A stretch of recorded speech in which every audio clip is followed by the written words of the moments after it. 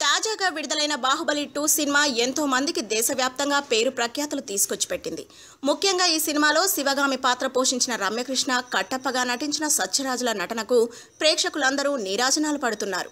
అయితే తాజాగా వీరిద్దరు కలిసి థియేటర్లలో బాహుబలి సినిమా చూస్తున్న అభిమానులకు షాక్ ఇచ్చారు.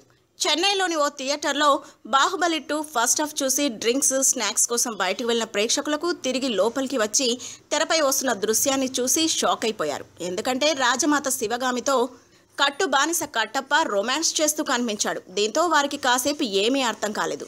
శివగామి, కట్టప్ప మధ్య రొమాన్స్ ఏంటని వారంతా విస్తుపోయారు. అయితే చివరికి అదంతా పోతిసు వస్త్ర దుకాణం వాణిజ్య ప్రకటన అని తెలుసుకొని అందరూ ఆశ్చర్యపోయారు. బాహుబలి సినిమాతో దేశవ్యాప్తంగా పేరు తెచ్చుకున్న రమ్యకృష్ణ, సత్యరాజులతో చేసిన ఈ యాడ్లో కూడా రమ్యకృష్ణ మహారాణిగానే కనిపిస్తోంది. సత్యరాజ్ మాత్రం బాహుబలిలో పాత్రకు భిన్నంగా రాజుగా నటించాడు. సోషల్ మీడియాలో వైరల్గా మారిన ఈ యాడ్ మాత్రం బాహుబలి ప్రేక్షకులకు కాస్త గట్టి షాక్ నే ఇస్తోంది. If you like the video, please like us and subscribe Tollywood Nagar.